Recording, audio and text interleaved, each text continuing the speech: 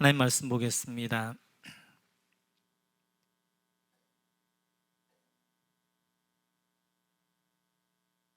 하나님 말씀은 사도행전 19장 8절에서 11절까지 말씀 보겠습니다. 사도행전 19장 8절에서 11절 우리 같이 한 목소리 읽겠습니다. 바울이 회당에 들어가 석 달 동안 담대히 하나님 나라에 관하여 강론하며 권면하되 어떤 사람들은 마음이 굳어 순종하지 않고 무리 앞에서 이 도를 비방하거늘 바울이 그들을 떠나 제자들을 따로 세우고 두란노 서원에서 날마다 강론하니라. 2해 동안 이같이 하니 아시아에 사는 자는 유대인이나 헬라인이나 다 주의 말씀을 듣더라. 하나님이 바울의 손으로 놀라운 능력을 행하게 하시니. 아멘. 그 간증이나 이런 것들은 밴드에 올라가 있고요. 간증 같은 경우에는 외부는 차단되어져 있어서 밴드에 들어오신 분들만 볼 수 있고요. 또 매일 새벽 예배가 한 10컷 내지 15컷으로 밴드에 올라가 있습니다. 꼭 여러분들 새벽 예배 못 나오신 분들은 말씀 묵상하시고 그렇게 하면 좋겠습니다. 오늘 계속해서 바울 사도의 예배소 사역을 살펴보고 있는 가운데 있습니다. 우리 8절 같이 한번 읽어볼까요? 8절 같이 읽습니다. 바울이 회당에 들어가 석 달 동안 담대히 하나님 나라에 관하여 강론하며 권면하되. 아멘. 바울이 늘 그랬던 것처럼 어느 곳에 가든지 회당에서 먼저 복음을 증거합니다. 오늘도 마찬가지죠. 예배소에서 회당에서 석 달 동안 하나님 나라에 관하여서 복음에 관하여서 강론합니다. 하나님의 복음이 임하는 것들마다 두 가지의 반응이 있게 되어져요. 우리 한번 9절 같이 한번 읽어볼까요? 9절 같이 읽습니다. 어떤 사람들은 마음이 굳어 순종하지 않고 무리 앞에서 이 도를 비방하거늘 바울이 그들을 떠나 제자들을 따로 세우고 두란노 서원에서 날마다 강론하니라. 아멘. 오늘 예배소에서도 마찬가지입니다. 복음을 증거하자 이제 그 복음에 두 가지 반응이 있는데 먼저는 어떤 사람들입니다. 여기다 밑줄 한번 그어주시겠어요? 어떤 사람들은 마음이 굳어졌고 순종하지 않았고 이 복음을 비방했다, 이렇게 이야기합니다. 그러니까 이 어떤 사람들은 복음을 거부한 거죠. 그래서 이제 복음을 받아들이지 않은 것이고요. 그 밑에 보면 제자들이라고 나오는데 거기다는 밑줄 그어주시죠. 두 번째 반응은 제자들인데요. 이 제자들은 바울 사도가 전한 복음을 환영합니다. 받아들였습니다. 그래서 바울 사도가 이들을 따로 세워서 두란노 서원에서 2년 동안 말씀을 가르쳤다라고 말씀하게 되어집니다. 이렇듯이 복음이 임하는 것들마다 두 가지 반응이 있게 되어져요. 한쪽은 그 복음을 환영하고 받아들이는 사람이 있는가 하면 또 한쪽은 복음을 거부하고 받아들이지 않는 사람들이 있습니다. 근데 오늘 바울 사도는 이렇게 우리가 세상 일도 마찬가지입니다. 어떤 일 가운데 그 일에 참여하고 적극적으로 동참하는 분들이 있는가 하면 어떤 분들이 반대하기도 해요. 그럴 때 우리 예수님은 또 바울 사도는 어떻게 했는가? 오늘을 중심으로 우리 사역에 대하여서 같이 한번 묵상하도록 그렇게 하겠습니다. 오늘 사역을 보게 되어지면 바울 사도가 회당에 복음을 전했을 때 그 복음에 대하여서 환영하고 받아들인 제자들의 그룹이 있게 되어지고, 그리고 그거에 대해서 거부하게 되어지는 어떤 사람들이 있었습니다. 이때 바울이 누구에게 집중하냐면 복음을 받아들인 제자들에게 집중합니다. 그래서 제자들을 따로 떼어서 그 두란노 서원에서 그 제자들을 2년 동안 집중해서 가르치게 되어져요. 이제 이것이 우리 사역에서 아주 중요한 사역의 자세입니다. 우리가 어떤 일을 할 때도 마찬가지예요. 어떤 일을 할 때에도 그 일에 환영하고 적극 참여하는 분이 있는가 하면 그렇지 않는 분들이 있어요. 그때 우리가 어떤 자세, 누구와 함께 사역할 것인가 적극적으로 참여하고 동참하는 분들과 함께 하셔야 됩니다. 그렇다 오늘 바울 사도가 이제 복음에 대해 거부했던 이 사람들을 버렸느냐? 그렇지 않지요. 이렇게 2년 동안 이제 두란노서 일을 집중해 가르쳤을 때 그때 이제 10절을 보면 이렇게 말씀하게 되어져 11절입니다. 11절 같이 읽죠. 시작. 하나님이 바울의 손으로 놀라운 능력을 행하게 하시니 아멘. 이때 하나님이 바울과 그 두란노서원에 배웠던 그들로 하여금 놀라운 능력을 행하게 하셔요. 그래서 이제 저희 다음 절 살펴볼 터인데 손수건이나 앞치마를 가지고 병자도 고치고 죽기 사역도 하고 이런 놀라운 일들이 일어나면서 17절 18절을 보면 이런 결과가 있습니다. 같이 한번 읽어볼까요? 시작. 예배소에 사는 유대인과 헬라인들이 다 이 일을 알고 두려워하며 주 예수의 이름을 높이고 믿은 사람들이 많이 와서 자복하여 행한 일을 알리며 아멘. 이제 이렇게 2년 동안 한 후에 놀라운 능력이 나타나면서 어떤 결과가 있었냐면 17절에 보니까 예배소에 사는 유대인과 헬라인들이 다 예수님의 이름을 높입니다. 그리고 18절에 보니까 많은 사람이 믿게 되어져요. 그러니까 지금 회당에서 3개월 동안 말씀을 증거할 때 거부했던 사람들, 비방했던 사람들도 어떻게 하는 거예요? 이제 2년 후에 그들이 예수를 믿게 되어지고 주께로 많이 돌아오게 되어지고 19절에 보면 어떤 사람까지 가냐면 마술 행하던 사람, 그 당시에 마술사들이 많았거든요. 그 마술사들도 복음 앞에 복음을 환영하고 받아들입니다. 그리고 마술을 끊게 되어지는데 그 마술을 끊으면서 그들이 그동안 배웠던 책들을 가져왔어요. 근데 그 책들을 다 모아서 불태우는데 그 값이 얼마 정도냐면 은 5만 드라크마라는 거예요. 5만 드라크마가 어느 정도냐면 성인 한 명이 하루 일하는 품삯이 1드라크마입니다. 그러면 성인이 5만 일을 해야 이제 얻을 수 있는 그러한 이제 값이에요. 하루에 10만 원으로 이야기하면 5억이 되어지는 것이고요. 50억이 되어지는 것이고요. 그리고 이제 뭐 성의로 하게 되어지면 한 6일 정도 일로 하게 되면 한 170명 정도, 180명 되거든요. 연봉이 5천만 원이면 70원에 80억이 되어지는 엄청난 수가 되어져요. 그렇게 많은 책을 가져올 정도로 엄청난 마술사들도 주께로 돌아와서 변화되어졌다는 거예요. 하나님의 전략은 그런 것입니다. 그래서 바울 사도가 복음을 전했을 때 그 복음 앞에 거부하는 사람들이 있고 환영하는 사람들이 있는데 사역을 환영하는 사람들과 함께 하면서 이들을 제자로 만들어내게 되어져요. 그들과 함께 이제 한 다음에 그들과 함께 하나님이 역사가 일어나기 시작하면서 놀라운 일이 일어나면서 복음을 거부했던 사람들도 어떻게 하는 거예요? 복음 안으로 들어오게 되어지고 복음을 가장 적극적으로 거부했던 사람들이 마술사들이란 말이에요. 그들까지도 하나님께 돌아오게 되어진 역사가 있게 되어집니다. 이게 바로 우리 사역자들이 해야 되는 사역의 자세예요. 사역자들은, 리더들은 어떤 일을 결정하는 것이 중요하잖아요. 또 그 결정에 대해 책임을 져야 되잖아요.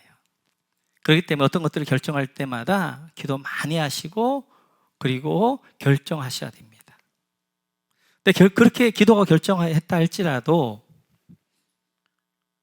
그 일에 모두가 다 동참하느냐, 다 그 일에 환영하느냐, 그렇지 않아요. 그 일을 이제 저걸 참여하신 분들 한 30% 정도, 그리고 그냥 따라오는 분들이 한 40% 정도, 그다음 그 일에 반대하고 머뭇거리는 사람이 30% 정도 된단 말이에요. 이때 그 일에 적극 참여하는 30%와 함께 사역할 것인가, 아니면 반대하는 30%와 함께 사역할 것인가는 굉장히 중요합니다. 이것이 사역을 결정하고 이것이 그 공동체를 결정해요. 그런데 예수님이나 아니면 바울 사도를 보면 그 일에 적극 환영했던 30%와 함께 사역해요. 30%와 함께. 자, 어떤 리더가 있어요. 그 리더가 이제 어떤 일들을 결정을 진행하는데 30%는 적극적으로 환영하고 동참합니다. 40%는 그냥 따라오게요. 30%가 거부하게 되어져요.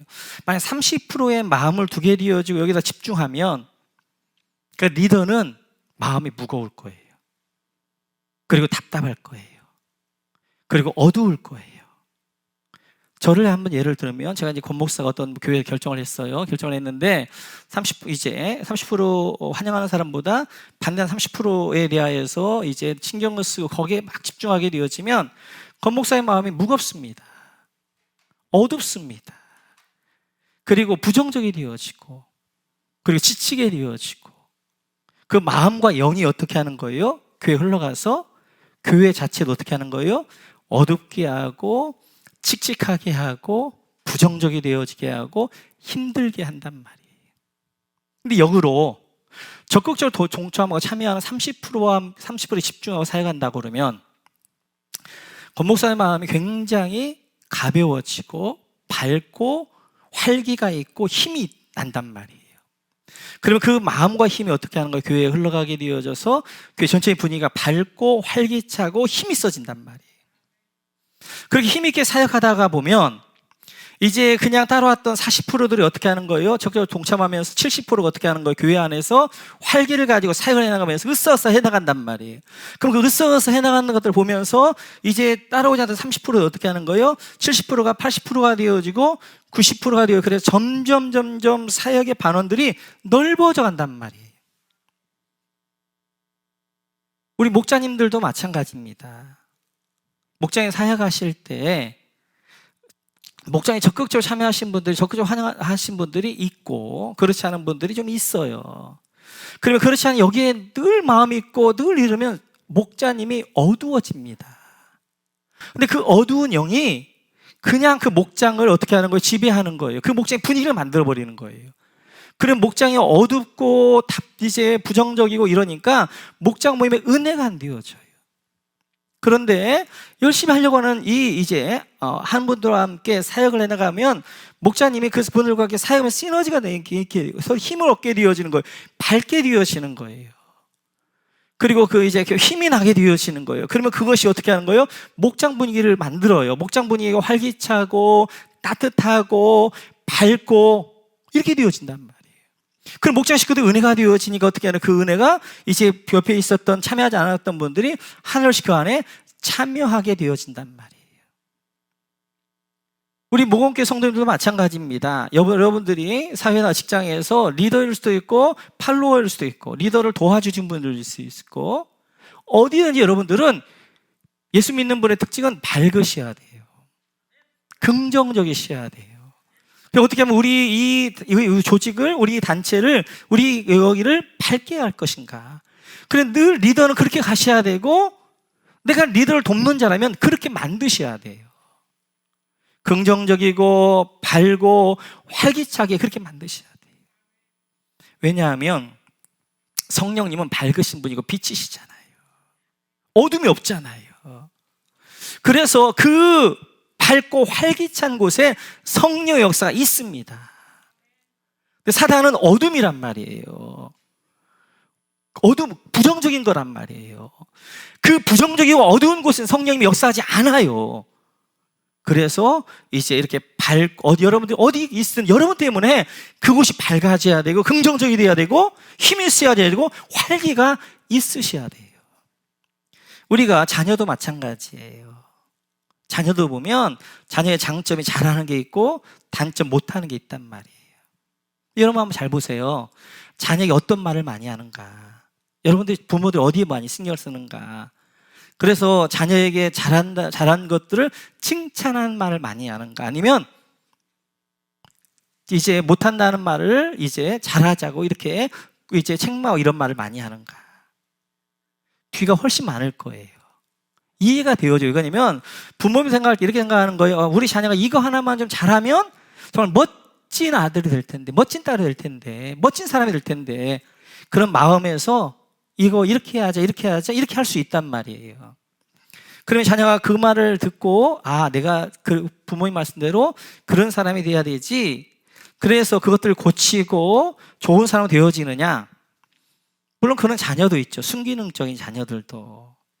그런데 많은 경우 그렇게 지적하다 보면 아이가 어떻게 하는 거예요? 쥐눅 들게 되어지고 눈치 보게 되어지고 자신감 없게 되어지고, 집에 자신감 없으니까 밖에 나가서 자신감 없고 그래 일도 안 되어지고 점점 쪼라든단 말이에요. 그런데 자녀가 잘하는 게 있어요. 잘하는 게 있으면 그걸 칭찬해줘. 칭찬해주니까 이 아이가 자신감이 생기는 거예요. 부모가 나를 칭찬하는데 나를 하는데 이 아이가 나가서 자신만만하게 되어지는 거예요. 그래서 자기 일들을 해내는데 그 자기 일을 해낼 때 어떻게 하나 못하던 것들까지도 자신감이 있으니까 해내게 되어지는 거예요. 그 해낼 때 어때 보면 내 자녀가 정말 내가 이렇게 바뀌었으면 좋겠다는 것들이 딱 한 번 할 때가 있단 말이에요. 그때를 잘 잡으셔야 돼. 그때를 잡아가지고 그 부분을 가지고 왕창 어떻게 하는 거예요? 칭찬을 주는 거예요. 과할 정도로. 그러면 자녀들이 어떻게 생각하는 거예요? 우리 부모님이 이렇게 하니까 좋아하시는구나. 그래서 어떻게 하는 그 일들을 더 칭찬받으려고 하는 거예요. 그러다가 어떻게 하는 그 단점들이 고쳐지는 거란 말이에요. 마찬가지예요. 지금 바울 사도가 에베소에 갈 때 만약 복음을 거부했고 마음이 굳어졌고 비방했던 사람들이 막 설득하려고 했으면 아무것도 안 됐을 거예요.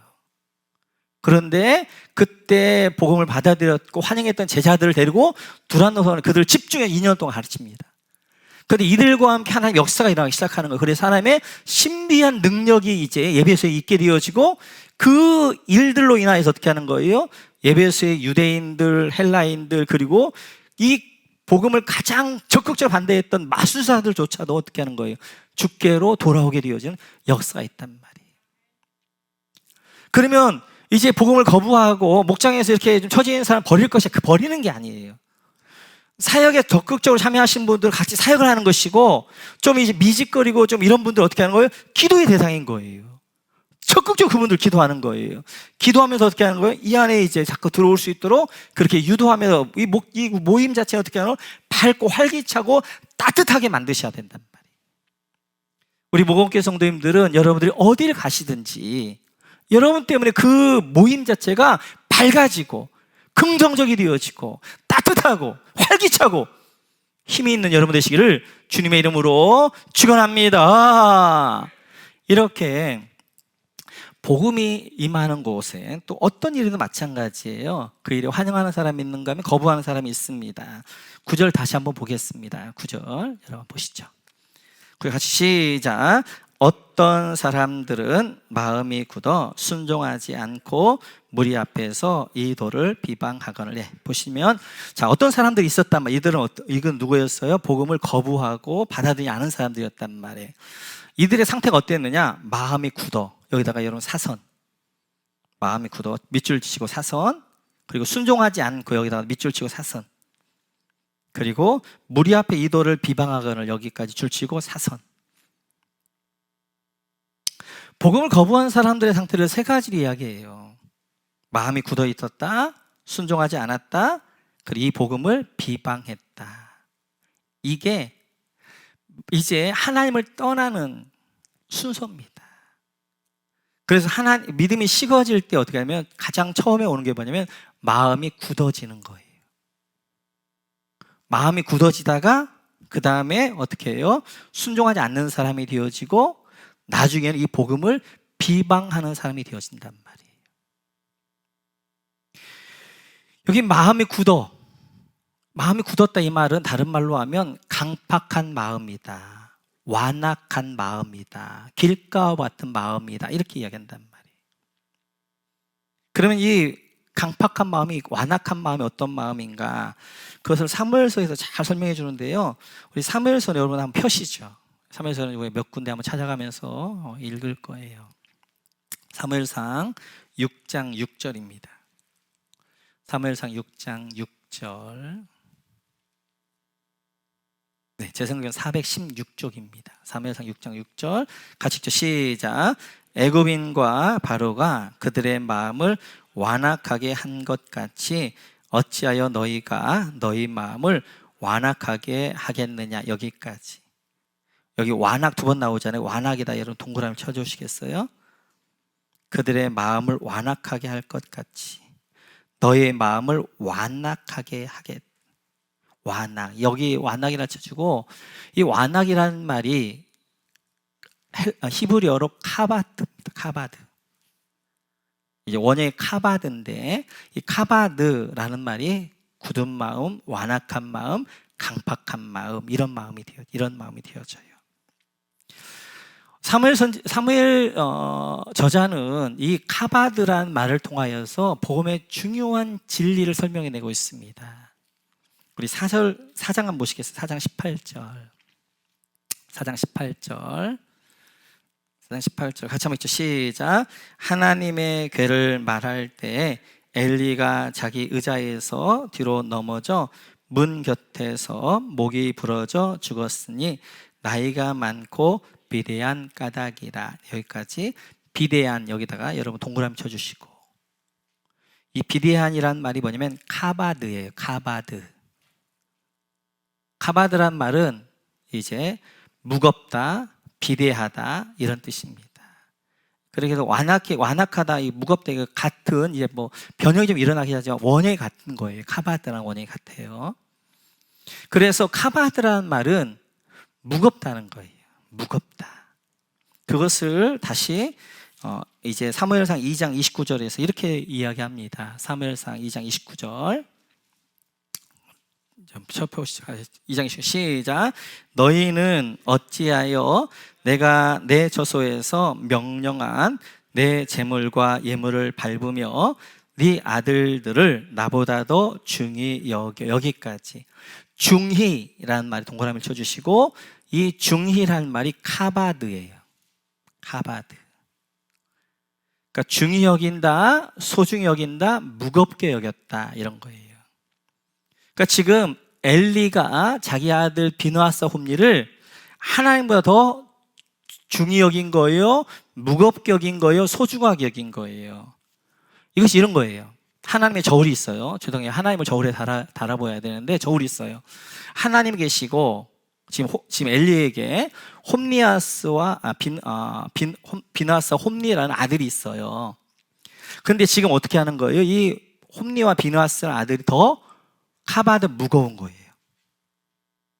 그러니까 지금 하나님과 저울에 달았는데 이 아들들이 더 이제 무거운 거예요. 카바드한 거예요. 더 중하게 여긴 거예요. 그래서 어떻게 된 거예요? 이제 하나님이 가벼우니까 올라가고 아들이 내려간 거예요.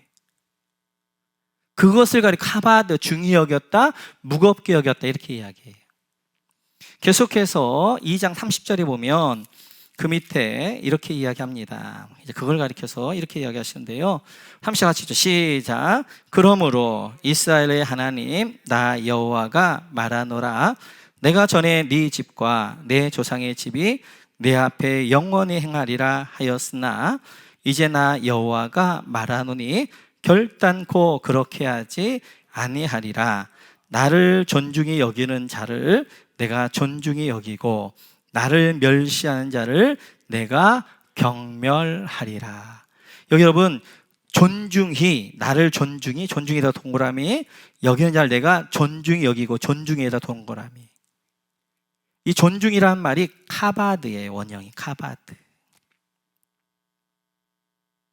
그러니까 하나님을 존중히 여기는 자를 존중히 여길 것이고 하나님을 멸시하는 자를 하나님이 경멸할 것이다 라고 말씀하시죠. 하나님을 존중히 여긴다는 게 뭔가? 그게 뭐냐면 이거죠. 하나님의 저울이 있어요. 하나님의 저울이 있고 그 다음에 이제 자녀가 있어요. 자녀가 여기 있는데 하나님이 더 카바드, 무거운 거예요. 중히 여길 거예요. 이것을 가리켜 하는 뭐라고 했다? 하나님을 존중히 여기는 것이다. 하나님을 존중히 여겨요.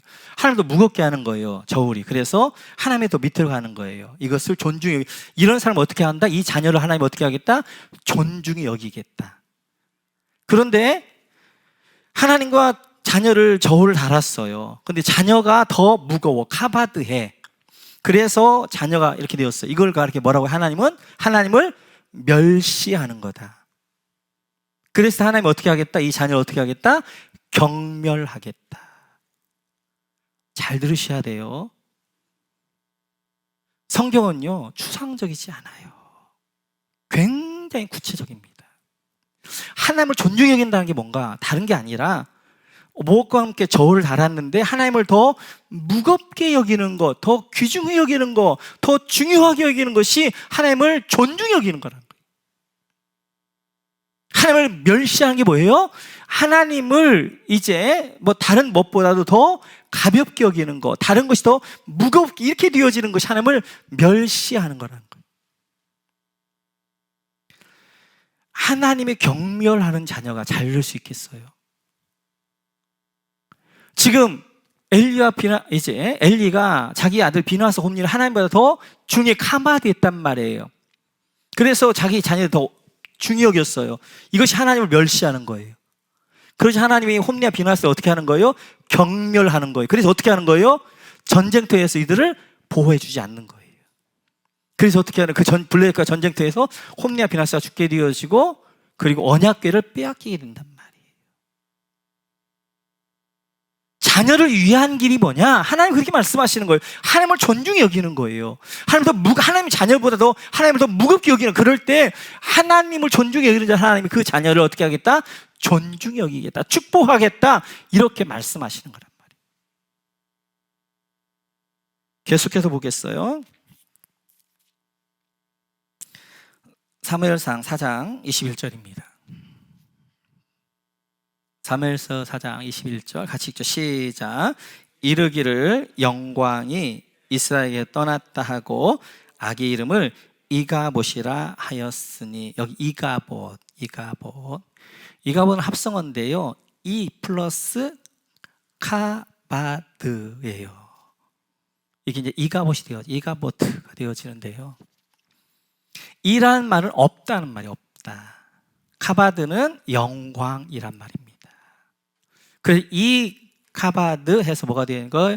영광이 없다, 영광이 떠났다, 이렇게 이야기하는 거예요. 지금 뭐예요? 엘리가 하나님과 홈리와 비나스 자녀가 있어요. 홈리와 비나스를 더 카바드, 무겁게 여겨, 더 존귀하게 여겼어요. 그래서 하나님 멸시했어요. 그랬더니 하나님의 영광이 어떻게 하는 거예요? 이슬락에 떠나는 거예요. 그래서 그걸 가리켜서 그 자녀를 이가봇이다, 그렇게 이야기하는 거예요. 그래서 하나님은 어떻게 하는 거예요? 하나님께서 이제 블레셋과 전쟁에서 하나님의 보호자가 안 되어 주시는 거예요. 그래서 홈리아스와 비나스, 이제 비나스 아내가 이렇게 임신하고 있었는데 이제 비나스가 죽었다는 소식을 들으면 충격을 받아요. 더 충격적인 것은 하나님의 언약궤를 빼앗겠다는 걸 다시 한번 충격을 받아요. 그것도 충격인데 이제 언약궤를 빼앗기고 자녀가 죽었다는 소식을 듣고 엘리가 뒤로 넘어져 목이 부러 죽는단 말이에요. 시아버지가 죽음을 보면서 또 그 며느리가 충격을 받아요. 그 이게 출산할 때가 안 되는데 그 충격 때문에 출산하면서 아이가 이제 그 비나스 아내가 죽어간단 말이에요.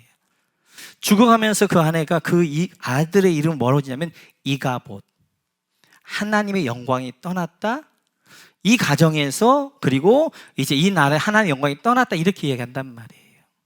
왜요? 하나님을 가보도해야 된단 말이에요. 하나님을 더 귀중하게 여겨야, 하나님을 더 소중하게 여겨야 된단 말이에요. 그런데 하나님이 아니라 아들들을 더 소중하게 여기니까 어떻게 하는 거예요? 하나님이 그 집에 떠나버리는 거예요. 하나님의 영광이 떠나버리는 거예요. 이가봇이 가정이 되어지는 거예요. 그래서 그래서 이제 중요한 것이 하나님의 저울입니다. 하나님의 저울에 달아서 하나님이 더 카보드에 대해 귀중하게 여기고 더 무거워야 된단 말이에요. 저는 코로나 상황 가운데에서 좀 두려움이 있습니다.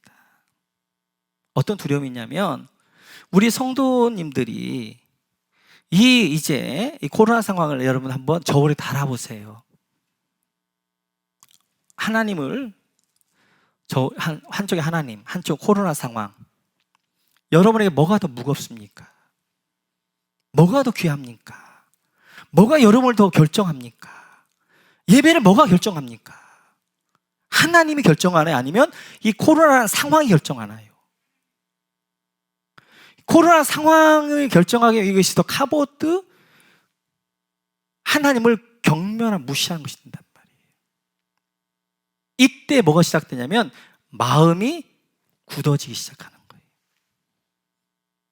마음이 단단해지기 시작하는, 굳은 마음이 되기 시작하는 거예요. 그래서 지금 에베소에서 하나님을 떠났던 사람들도 어디서부터 출발하면 마음이 굳어져고, 그리고 하나님을 순종하지 않고, 그리고 나중에 어떻게 하더라? 비방하더라, 그렇게 얘기한단 말이에요. 여러분, 신앙의 타락은 어디서부터 시작하냐면 마음이 굳어지는 것에서부터 시작하는데요, 그 마음이 어디서부터 굳어지느냐? 하나님보다 다른 무엇을 더 귀중하게 여길 때, 카보드 할 때부터, 그때부터 시작하는 거예요. 그때부터. 그래서 늘 우리는 늘 하나님의 저울에 달아보셔야 되는 거예요. 그래서 이제 오늘 이제 예배소에 있는 사람들도 마찬가지로 하나님의 말씀을 들었는데 마음이 굳어져. 마음이 굳어지면 귀가 소리가 안 들리기 시작하고요, 눈이 닫히기 시작합니다. 마음이 굳어지면서 귀가 닫히고 눈이 닫히는 거예요. 하나님의 소리가 안 들리고 하나님의 역사하심들이 안 보이는 거예요. 그러니까 불순종하게 되어져요. 불순종하다 보니까 어떻게 하는 거예요? 나중에 내가 옳다는 것들을 증명하기 위해서 뭐 하는 거예요? 하나님을 비방하기 시작하는 거예요. 원망하기 시작하는 거예요. 모든 것들을 하나님께 원망해요. 하나님 왜 이렇게 만들어서, 코로나 상황들을 만들어서 나를 이렇게 하셨어요? 왜 이 상황 가운데 나를 이렇게 하셔요? 하면서 자꾸 하나님 앞에 비방하고 원망 돌리기 시작한단 말이에요.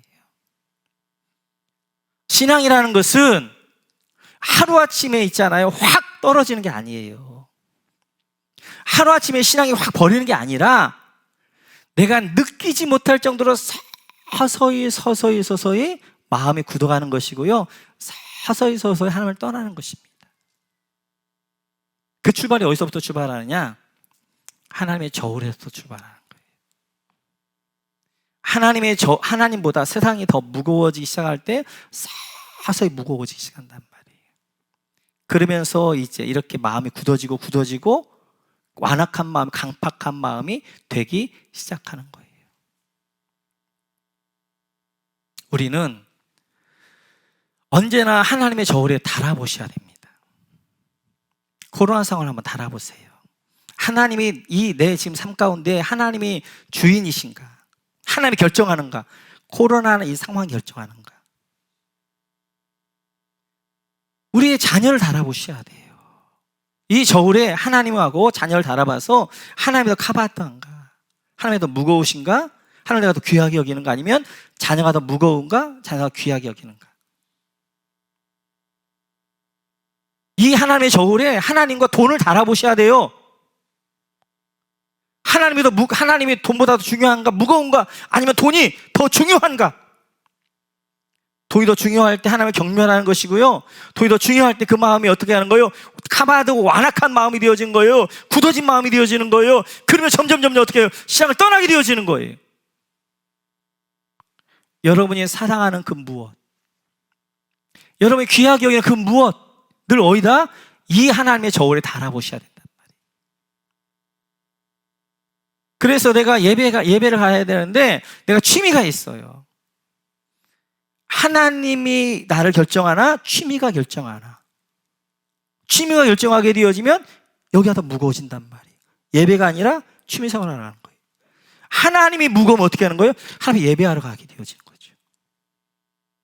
하나님과 건강을 이제 건강을 어떻게 하는 거예요? 하나님의 저울에 달아보는 거예요. 여러분이 사랑하는 그 무엇, 이것만큼 하나 안 돼요. 내가 귀하게 여기는 것들을 여러분 한번 달아보는 거예요. 그래서 신앙의 전공이란 뭐냐면 하나님의 저울에 달아보는 것입니다. 그 달아보셔가지고 하나님이 더 카바드한가? 하나님이 더 귀한가? 하나님이 더 중요한가? 여기가 이렇게 되는 거 아니면 내가 생각하는 그 무엇이 더 무거운가? 귀한가? 카바드한가? 이거란 말이에요. 이번 한 주간 동안 여러분 한번 하나님의 저울에 여러분들이 한번 달아보세요. 뭐가 더 카바드한가? 뭐가 더 귀한가? 무거운가? 그래서 하나님이 여러분 사업을 축복해 주시고, 하나님이 여러분 자녀를 축복하기 위해서는 사업을 존중히 여겨야 되고, 하나님이 여러분들의 자녀를 존중히 여겨야 된단 말이에요. 그러기 위해서는 하나님을 존중히 여기셔야 돼요. 자녀, 사업, 돈, 건강 모든 걸 달아도 하나님이 더 저울이 무거워야 된단 말이에요. 하나님 이것이 더 카바드해야 하나님이 이걸 또 존중히 여기는 거예요. 여러분 건강을 존중히 여기는 거고요, 여러분 자녀를 존중히 여기는 것이고, 여러분의 사업을, 여러분의 삶을 존중히 여기는 거예요. 그때 하나님의 축복이 임하는 거예요. 우리 다시 한번 기억하셔서 우리 하나님의 저울이 한번 달아보시고, 여러분들 이 상황 가운데에서 여러분 마음이 굳어지는 것이 아니라 하나님을 환영하고 그 하나님의 은혜 앞에 나아가는 여러분 모두가 되시기를 주님의 이름으로 축원합니다.